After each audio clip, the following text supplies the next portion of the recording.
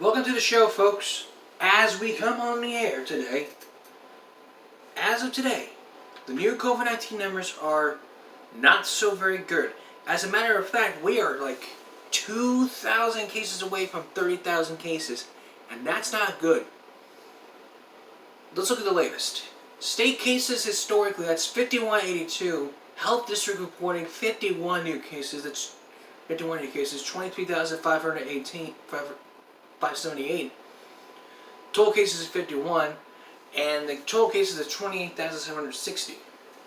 New cases 32, 17 probable positive, suspect positive 2, 20,849, 7168, 77,743. No new deaths, so 26 have recovered from that vaccine.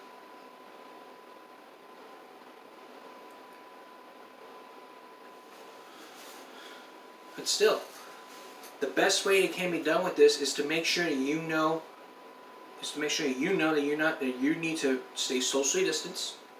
You need to make sure that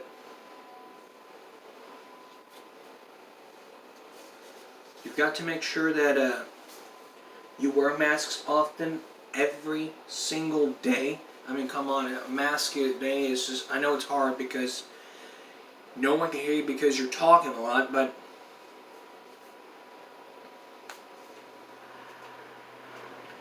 that's basically all that is.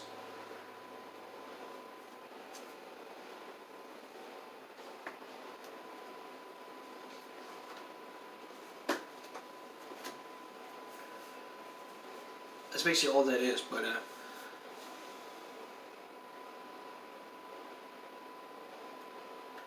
you need to be socially distanced and wear masks often. Up the nose, not down here, no down here. I understand it's hard to talk when no one can hear you, but that's not my problem. That's no one else's problem.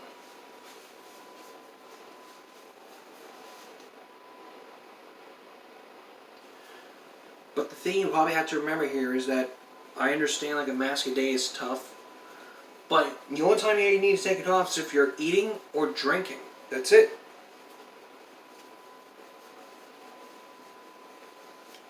Now, what if you have a medical condition? If you have a medical condition, the thing that you should do is still follow the rules, no matter what.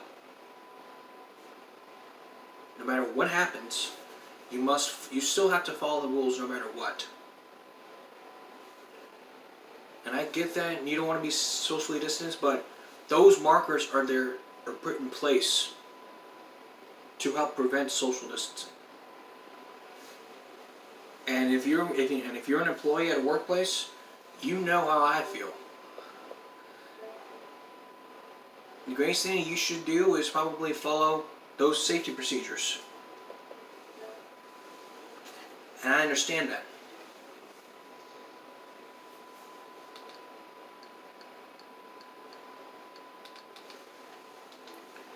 But what I'm trying to do is keep everyone safe. To do that, what we have to do is follow those guidelines. And no one's doing that because they'd rather not.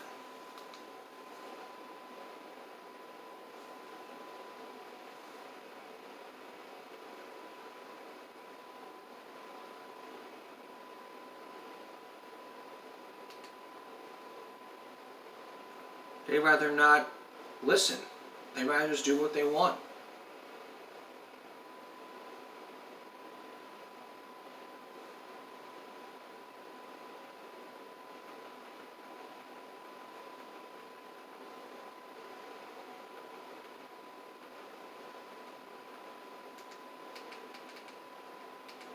Sad for the COVID-19 cases, but like I said, what you need to do is make sure that you know what you're doing.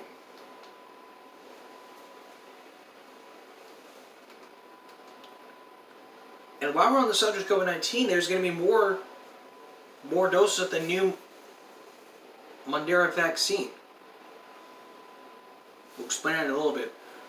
But the interventions of this, stay home if you can, face covering, social distancing, isolate when exposed to synthetic, partial remote schooling, and open Texas, 75% capacity in most business is what's some of the business.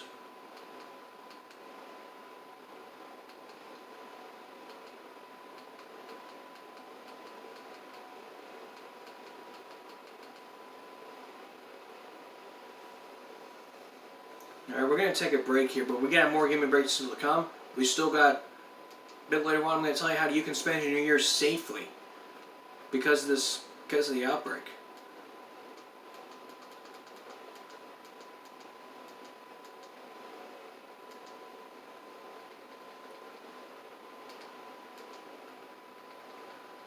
That's a little bit later.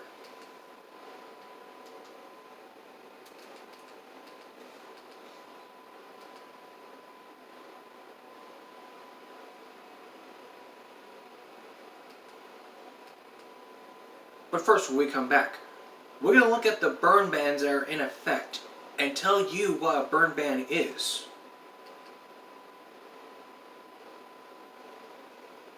Also, we're going to look at the stage 1 restrictions on the mild water shortage and tell you what it means.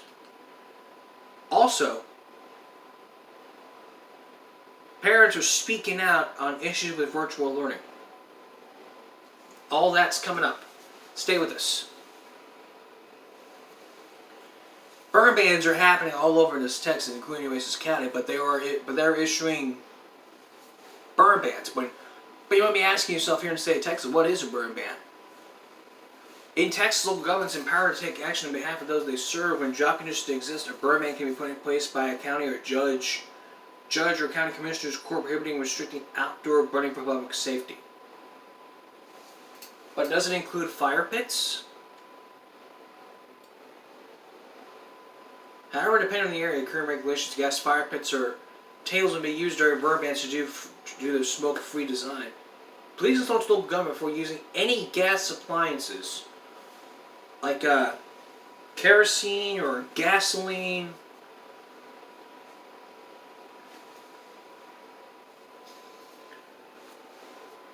Those can be very helpful. But can you grill during a burn ban in Texas?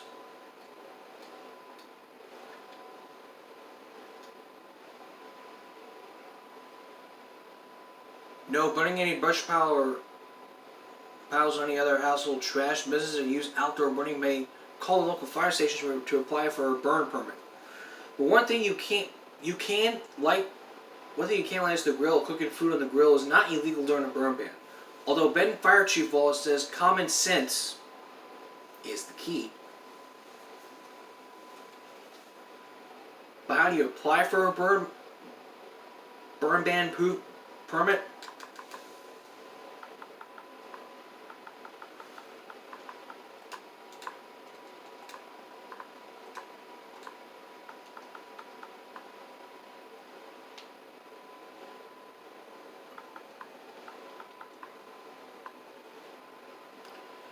Sometimes it be in some states.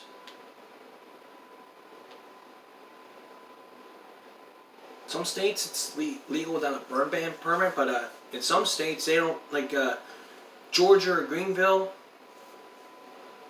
you had to get a burn ban permit.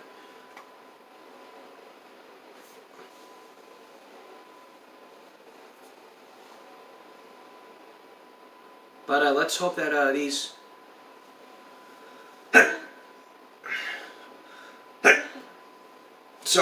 let's hope that these burns don't happen during New Year's. And speaking of New Year's, when we come back, we're going to tell you fire safety. We're going to tell you about these fireworks safety during New Year's and what you can do to prevent yourself, including preventing your kid from happening with the fireworks and stuff. You need a parent or guardian to help you with that. Then also, parents. Virtual learning versus in-person learning. Parents are speaking out. Wait till you hear their response from Channel 6 when we return.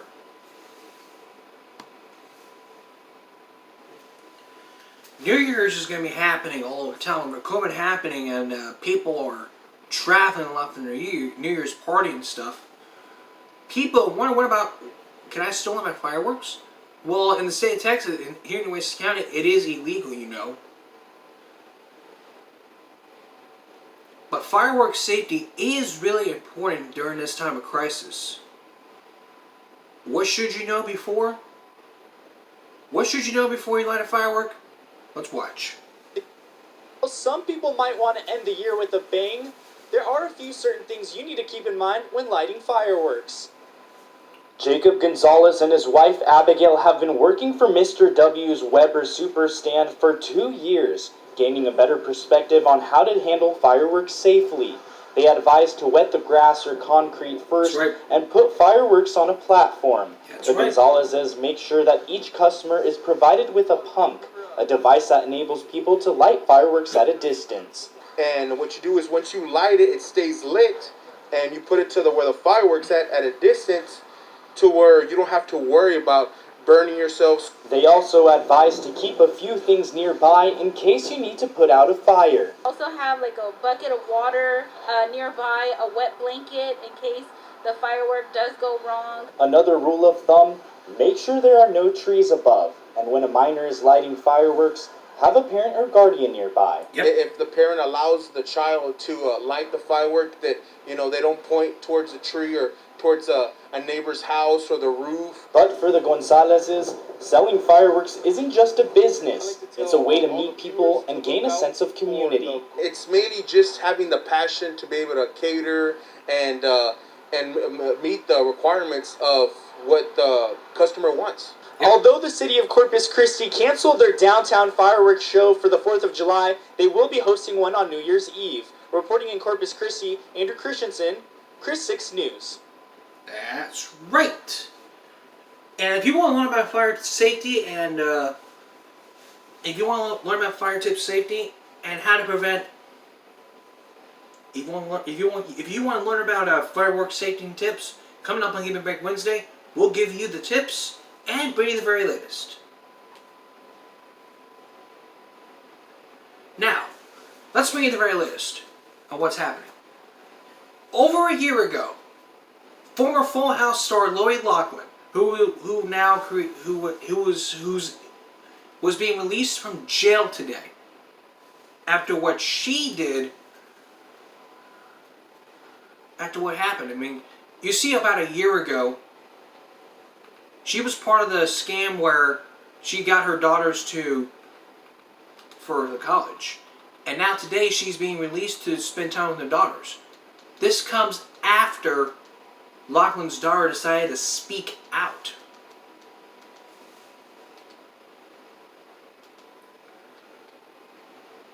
I'm going to give you a timeline on Give Me Break Friday about this. I'm going to give you a whole topic about this, about the college scam admission on Give Me Break Friday, but this is the very latest from your local news. This is what we know.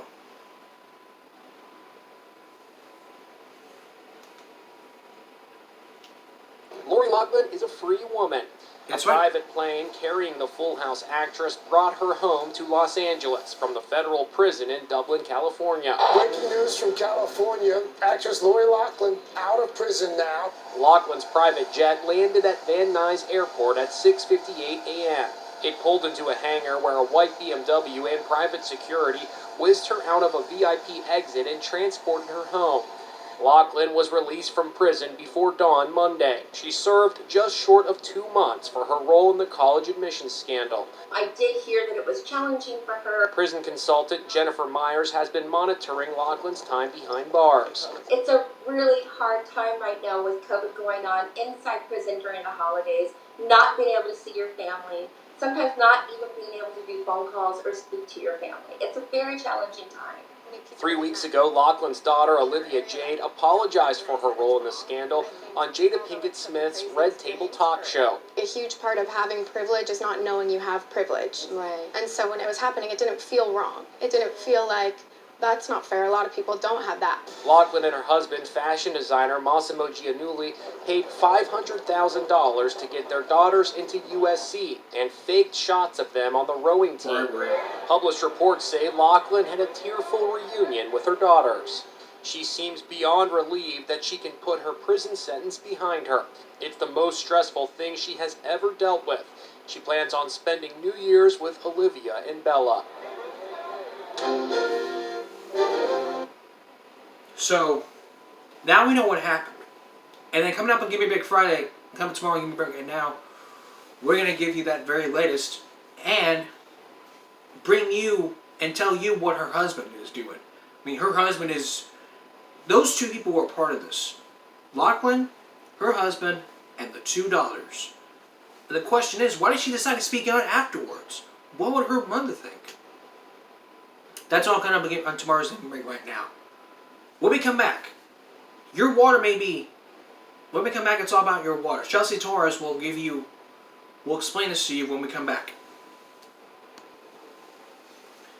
The mild water shortage is happening in Nueces County. And the city is on stage 1. But what can be done about this? Here's Chelsea Torres. Use water smartly. Now, the city has a I have the city now urging everyone to conserve as much water as possible. Tonight, Chelsea Torres is live at the Owen Stevens Water Treatment Plant. Chelsea, you actually have some again, what can you conservation do about tips this? to give to people at home. Here's Chelsea Torres. Paul, I do.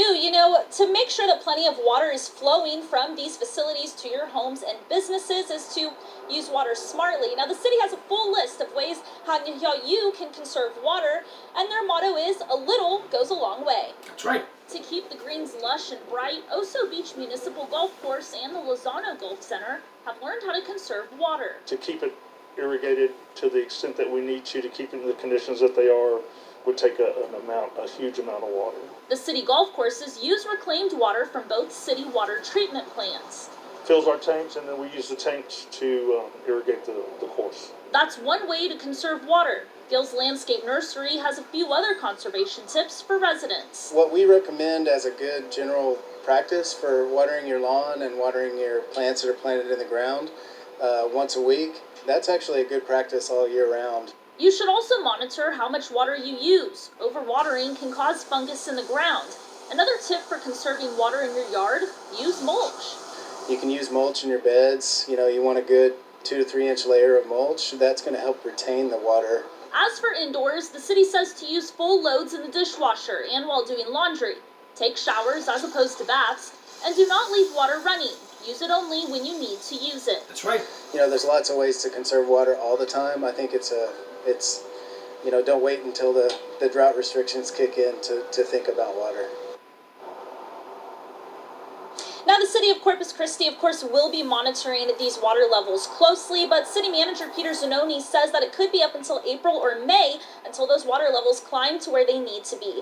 Reporting from the O.N. Stevens Water Treatment Plant, Chelsea Torres. Paul, back to you. Yeah, Chelsea, just one question before you go real quick. How will the city really be enforcing these restrictions? I think a lot of people want to know that, and what sort of penalties can anyone who violates this expect? So, Paul, get this. The city is actually in cooperation with code enforcement, so that is the department that they will be using to enforce and make sure that people are abiding by these restrictions. And Peter Zanoni did say that there is a $500 fine per incident per day, but he really wants this to be all about educating people instead of fining them. Paul? True. All right. Chelsea Torres live in Corpus Christi tonight. Thank you so much. That's right. You need to save up that water so that you can take your showers. And as Chelsea said, what you need to do is not run the water more often. Turn it on and off when you're brushing your teeth every now and then. When we come back, now when we return, virtual learning versus in-person learning. What parents are now saying when we come back. Still ahead on Give Me a Break. Virtual learning versus in-person learning. What parents are now saying, and what the parents are doing now to their children. Are they going to be homeschooling them, or doing private school? That's money out the ass. Hear from what parents have to say when we come back. Look at this year. It's been like, I think, with no other teachers. I mean, we've had the coronavirus, schools have been shut down, they've been doing remote learning, and now they're doing virtual learning, and in-person learning. But what do parents really have to say? A new Sunrise reporter from Channel 6, named Victoria, gives us the details and hear what parents have to say. Take a look. This year than ever before. Chris 6 Sunrise reporter Victoria Balderrama has more from parents and students on the new way of learning. So they are going to grow fast. They already are growing different from when I grew up. Elsie Ortiz's daughter goes to Rockport Middle School, where a hybrid learning model is being used. She says her daughter had the option of going in person 2 days out of the week, but she wanted her to do 4 days.